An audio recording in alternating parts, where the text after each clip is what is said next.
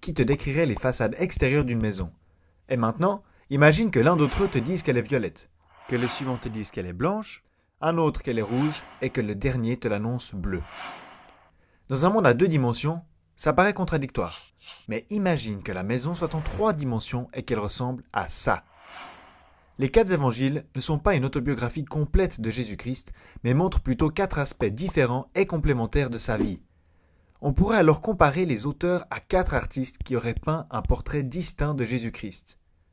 Mais pourquoi est-ce que Dieu n'a-t-il pas écrit un seul évangile? Pour y répondre, retournons à l'exemple de la maison. Si on se tenait devant la maison, il serait impossible de voir les 4 façades en même temps. Logique. La limite ne serait pas dans la maison, mais en nous. Et c'est la même chose avec les évangiles. La personne de Jésus-Christ est tellement incroyable et magnifique et d'une telle complexité qu'il aurait été impossible pour nous de l'assimiler s'il avait été décrit dans une seule histoire. De plus, ces 4 histoires ne peuvent pas contenir tout ce que Jésus-Christ a fait.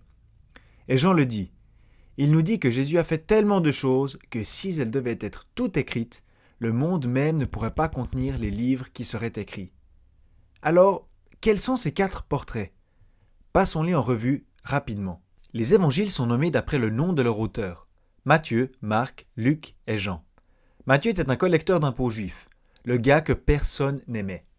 Et parce que Dieu est grâce, il est celui qui décrit la personne la plus grande dans la hiérarchie juive. Le Messie est le roi. Donc l'évangile présente Jésus comme roi. Marc était un serviteur qui s'était éloigné, mais qui a été ensuite restauré. Par grâce, il a été choisi par Dieu pour décrire Jésus comme le serviteur. Luc était un physicien. Et qui mieux qu'un médecin serait plus qualifié pour décrire l'humanité de Jésus? Et c'est ce que fait Luc dans son évangile. Il nous présente Jésus comme l'homme parfait.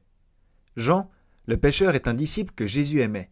Et il décrit Jésus d'une manière différente des 3 autres. Il révèle Jésus comme étant le Fils de Dieu.